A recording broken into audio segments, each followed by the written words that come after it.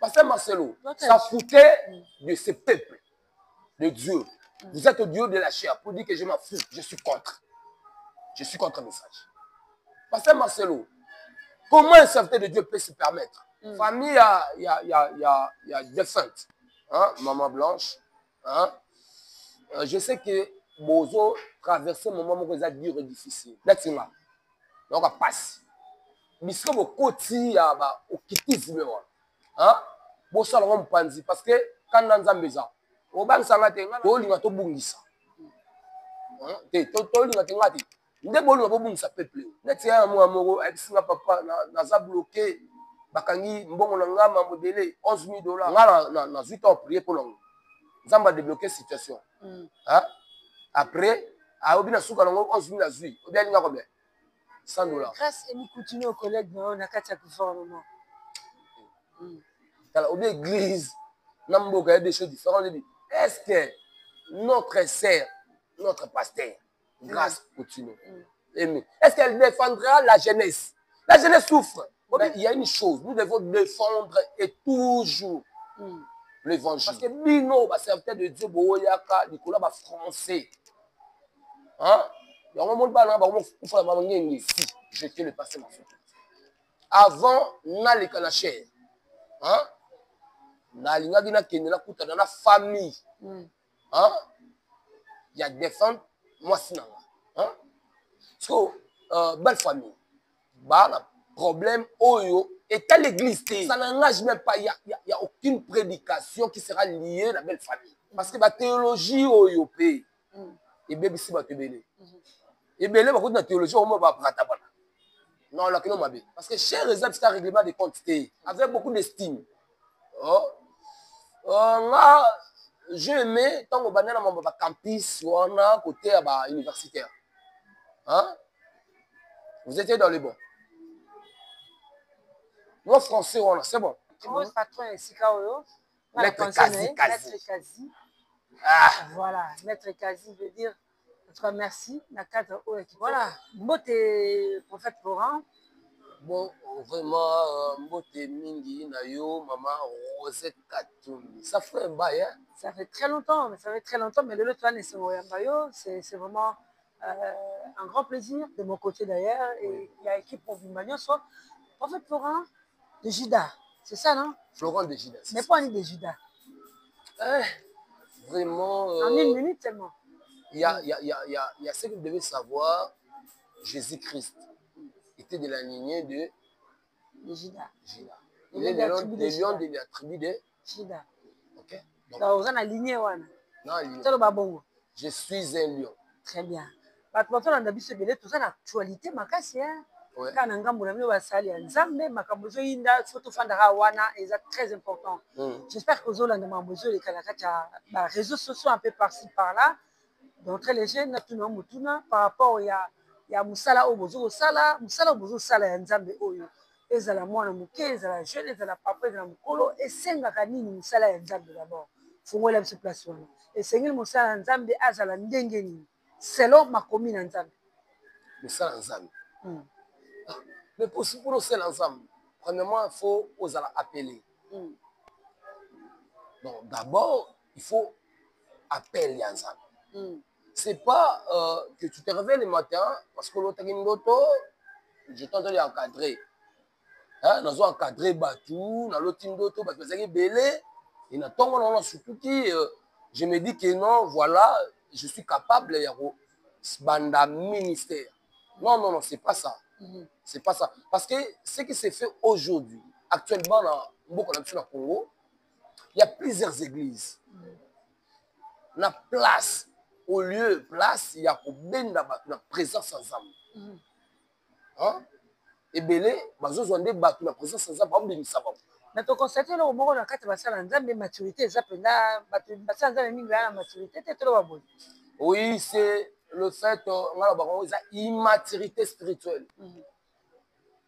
Parce que pour nous, c'est l'ensemble, oui. Après, pour le dit, à la science ajoutée, la connaissance. La connaissance. À la science. Parce que toi, trop spirituel. Hein? Donner na maman Rosée que tu m'as Non, ça n'a pas de sens. Hein? Qu'est-ce qu'il faut faire? Il faut étudier. Il faut autant. Non, pour développer connaissance. Parce que la théologie au yopé, et bien ici va te béler. Et bien là, la théologie, on va prendre l'église. Bon, je n'entre pas dans les détails. Là, sali dans Grâce Collège, en Amérique, on a Congo, ils ont les rouleurs l'interprète. Où j'ai sali l'apôtre Odon Paul Mayuma. Hein? Ouais, je le salue parce que c'est mon recteur. Donc voilà. Donc, aussi, c'est l'université Kuna. Oui, c'est l'université. Voilà. J'ai été même lauréat. On nous apprendre à téléspectateur. Bon, ça n'a pas de sens. Donc, ils ont beaucoup d'importance. Peut-être que la maman a signé un biseau prochainement. Mais côté à la télévision, on a les réseaux sociaux, tout le monde a quand même bisolo, il y a pasteur Marcelo. Na moi si na eko kufaki asila kotika biso. Alors makambo les bêtises. Personnellement, maman blanche. Yoza team nani? Team andegni. Vous avez à côté nini? Côté nini? Côté à pasteur Marcelo, bien côté à maman blanche. Moi je suis un chrétien. Mon pandier nous a. Oh, mais non, Christ. Namba Christ. Par rapport à Mambozo Roleka, tout le monde dit que je vais extrait. Il y a beaucoup de choses. Je m'en fous, je m'en fous, je m'en fous. C'est comme si, c'est comme si elles s'en foutraient dans ma communion sur eux, quelque part encore, ce Moussa Nzamba a terminé cher. Nous voulons que tu prennes un peu du temps. Moussa Nzamba soit terminé cher. Avant, il faut que moi, si si tu deuxième femme, tout le monde peut faire des éloges. Tu peux éviter ce que les gens de déontologie. Au bâtiment, c'est la rabbine de théologie. Tu peux éviter ce que les gens d'abord, éloge, ou commencer directement par la parole. Vous avez la parole, Moussa Nzamba. D'abord, j'ai aimé la première partie au Loba qui manque de maturité. Où nous parlerons, c'est l'immaturité spirituelle. Bon, l'immaturité, je ne prendrai pas, il y a ça ensemble, mais bon. Dans vos appels immaturité, ça par rapport, il y a ça ensemble, mais oyo, basui cher. Pour le rendement des comptes. Hein? Règlement des comptes. C'est-à-dire, à mon place, mon yé, à mon fois qu'on règle ma compte. Ma candidate, il y a mon tumor songolo, elle aussi sangoana. Voilà. Nous, on est appelés d'abord à l'effet de toute nation, mes disciples. Donc, on a envoyé à Tina Sama Rosette, Banda de l'Okoma Fananga. Au Télémaca, chaque fois, dans les médias, on doit dire que non. Prophète Florent de Gida, je l'aime, je suis comme ça. On a maintenant, non, là, non, parce que chez les hommes, c'est un règlement de comptes. Il y a dans le psaume 50, David Azoloba, peuple Israël, les lits. Seigneur, nous ne voyons plus nos signes. Ils ont remplacé pour signes leurs signes. Israël et les lits. Donc, voilà, par là, dans le baboué. Le pasteur Marcelo Tounas, c'est un grand homme de Dieu. Oyo, na Congo, Maramio, c'est bon. Mais le lot perd sa maman blanche. La famille s'élève et tout le monde. Bon, pour là, j'avais vraiment trouvé c'était un peu bien. Donc, c'était pas de bonne forme. Il y a s'en fouter, l'Ibosso va tout la public. Église de la compassion. Je sais que vous êtes là, vous êtes en train de suivre. Vous avez un peu Kina. Donc voilà. Nga, j'ai des problèmes avec ma femme. Tu as une belle famille. Une belle famille. Tu as une belle famille. Une belle famille. Parce que belle famille. Bah, problème oyo et à l'église ça ne regarde pas le corps du Christ. Ça n'engage même pas. Il n'y a aucune prédication qui sera liée à la belle famille. Belle famille basée écrite dans la Bible. Bon, voilà.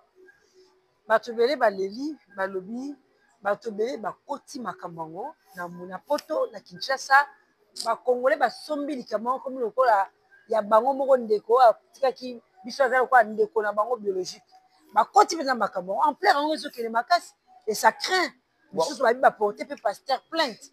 Oui, bon, nga naokaka bana babenga mpe na poto na France yo wenzi depuis France epesi ngai papa ça fait mal vraiment papa nazozanga même baargument kotisa bato par rapport ya makambo oyo nyonso ozoleka nga naloba nga si j'étais le pasteur Marcelo Tounas si j'étais le pasteur Marcelo Tounas na problème oyo j'aurais dit avant naleka na chair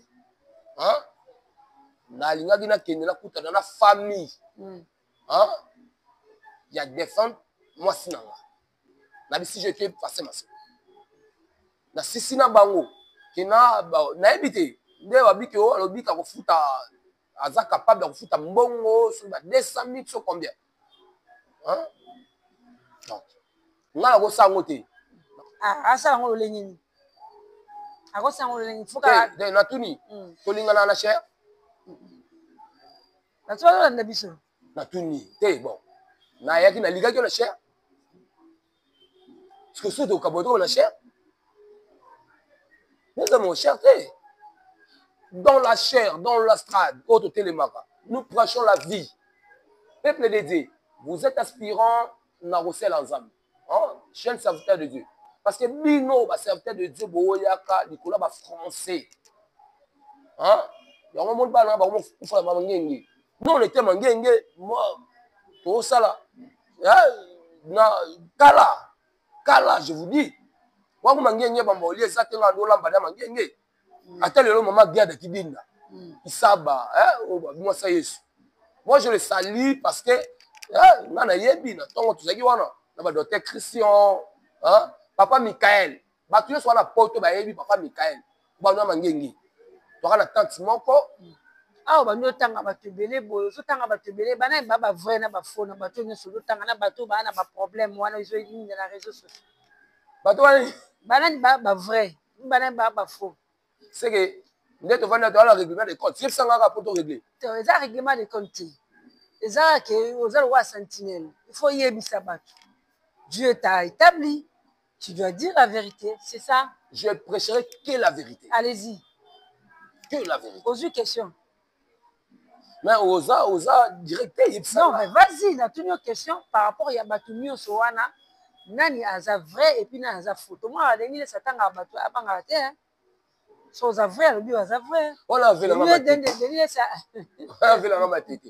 le salue.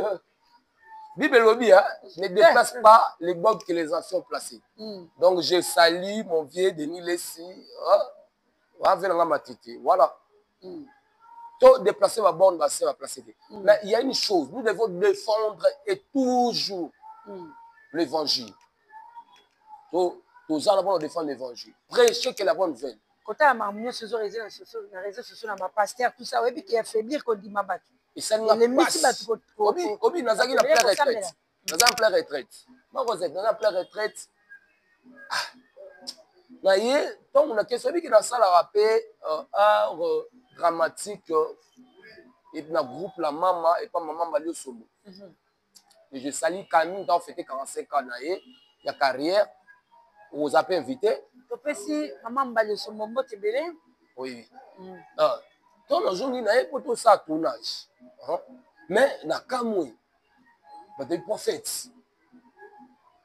Tala makamo talabo. Et ça n'a pas. Ça n'a pas. Pourquoi? Parce que mon dit peuple oyo. To linga to bungisa. To linga ngati. Nde bolu ba bungisa peuple. Vous aurez des comptes avec Dieu. Bino. Banane. O bolongoli cher, biska oteya, au bon ça mitema. Je vous adresse à vous. Vous avez un règlement de compte familial, amoureuse. Chers amis, ça va mourir. Ma fertilité, si tu as l'argent. Et là, on est ça, la rabine, ma salle, on matin, cher, ma personne qui notait à la carte église. Oye, vous avez invité, mbala aussi mi micro, bani okumisa mwasi na obisika bouta toyebate. Oye, okumisa na carte église pe abatu. Ezaka nini avant kutoteya, ok ma personne cher poteya. Obi père ya Aïdi Nabal. Moussa dit Nabal. Moi, ça ne fait pas contre Samalam. Tony Osborne. Il a prêché le 30 ans sur Yassali. Il a parlé de Hébreux, chapitre 13, verset 8.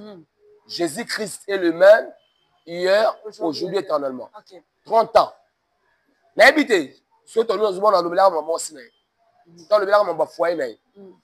N'habitez, ça en Zambie. Lecteur de la Bible, on défendre, je suis là. Oui, ça va Tony Osborne. Parce que même l'AI, recteur dans l'AI, on doit pas le moyen de s'en aller. Donc, tout est évangile.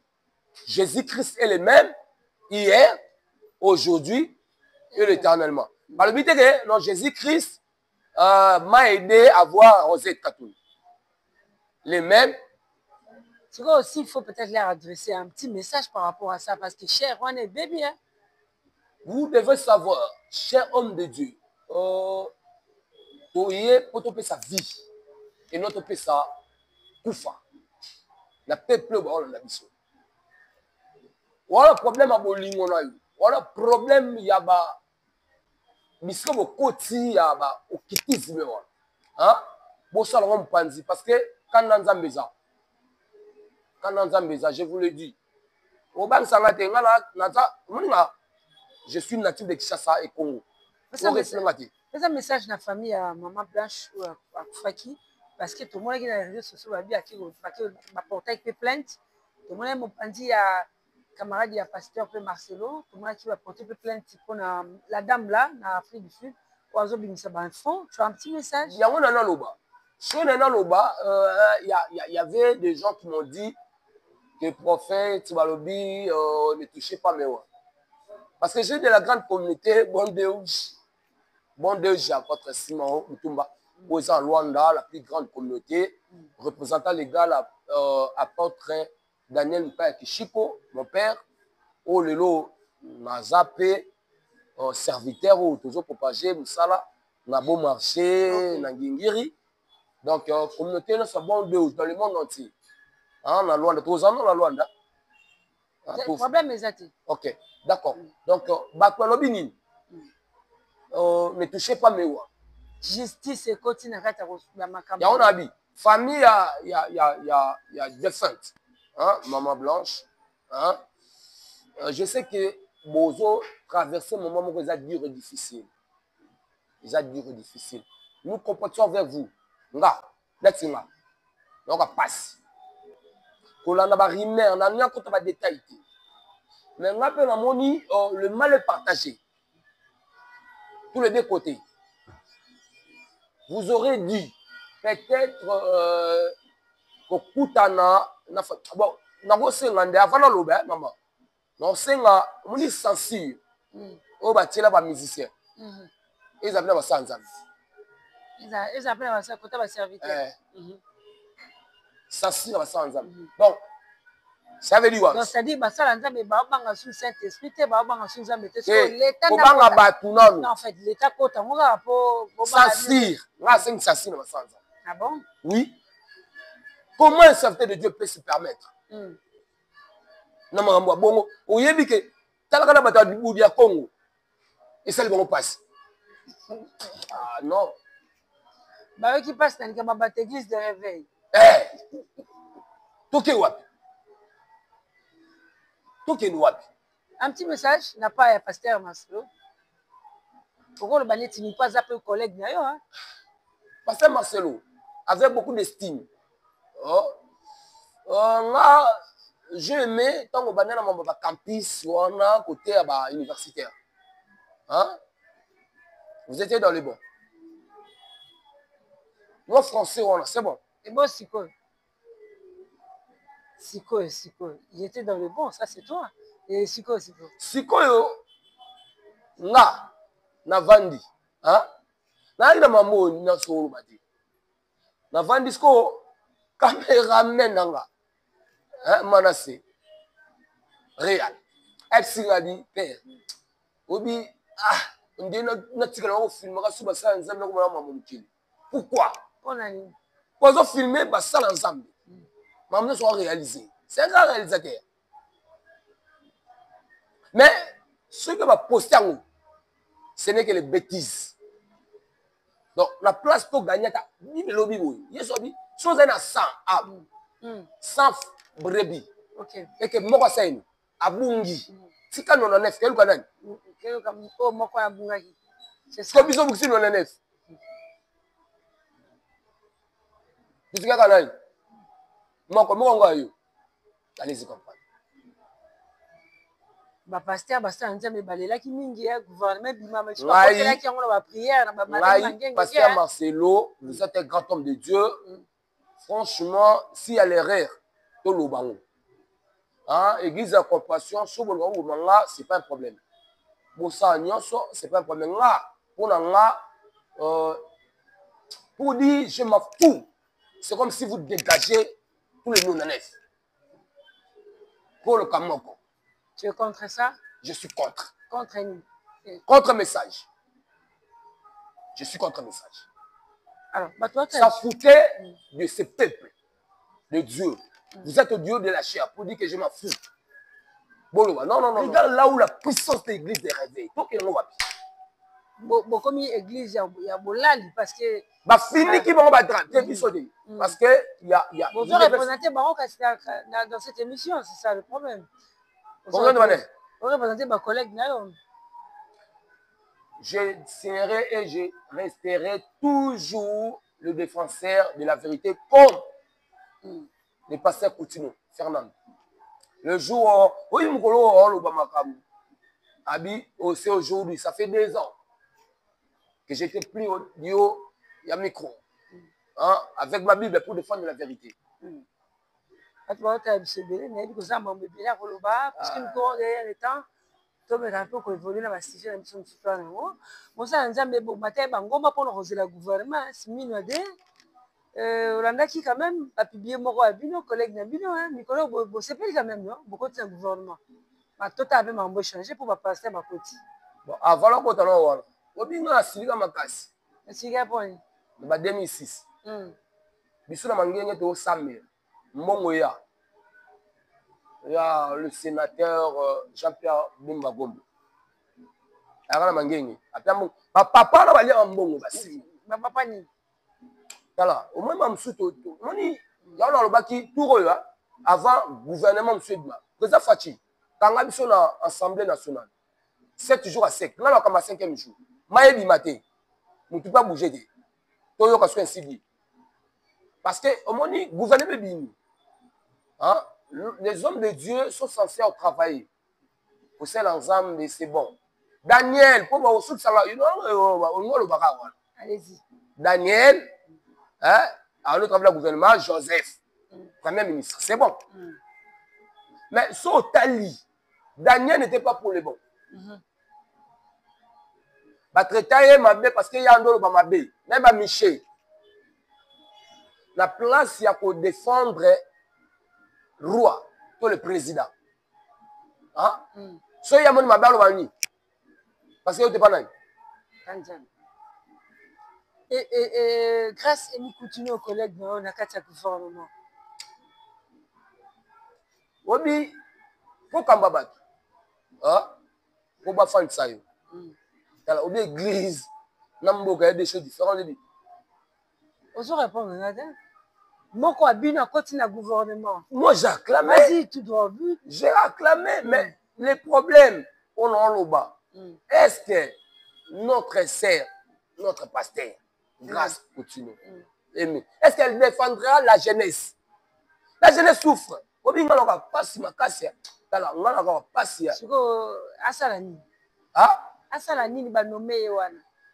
donc on acclame pour nous. On sait pasteur grâce continue. Amen. Battez la sainte doctrine. Donc, comme nous bénissons l'Éternel. Mais ce même sur la place à oui, non. Zana oui. Natala qui va nous sommes qui. Il y a Obaleki, on a beau temps à comme. Hein? Le but est que nous avons qui n'a pas pour son loba. Hein? so comme dans la réunion ministérielle wana ba dit ba salaka hein soko lobby bakanga mutu mabe bongo sport et loisir et tolo be la vidéo ba ya collègue na bino eh ouais mi mata le peuple congolais non non non non to va na wana to va na ata peuple congolais o mata bango mba pona ma gouvernement dimati pona ni pona gouvernement sumi na tika ko sambela pona Congo pona ni biso to gêner makasi na mangenge papa Michael oui papa Michael on fonda prière na sa mangenge lelo ba balia ma 6 millions chaque mois chaque année ba ceux qui ba eninyana omoni mamuyo ngo kota na kana makasi moi je suis joli là je suis piéton ça on vous comprend plus hein ce sont plus les choses de Dieu comme il va prier pour toi non non non non parce que bango ba zongo bongo la place ah yo pesi message bango ba zui message ba kenongo na présidence muta mema ki yango comme le roi yé tanga zui mbongo olia ya sunga aya na ngopa yo ortez papa Michael lo atambula makolo bamso ba lele mbongo papa Michael on a lelo na kuta papa na tongo azala kangeta nas moi je plairais ba docteur Christian ba yebiamo big prophète je suis ngoma Yoshua winner ayebi mamuno ti atakaka bato limete ba nini ba lo bilan ba internet on a kanda parce que tu pries o be ça appelle ma père net ya mo amoro abisinga papa na za bloqué bakangi mbongo na ngama modele $11,000 hein ngala na 8 ans prier pour longo nzamba débloquer situation hein après a obina suka longo 11,000 na zui obi nga combien $100 frère Nadim frère Nadim yobutu olobi nini dim c'est pas combien 1100 fallait nga combien allez yo bien l'enzam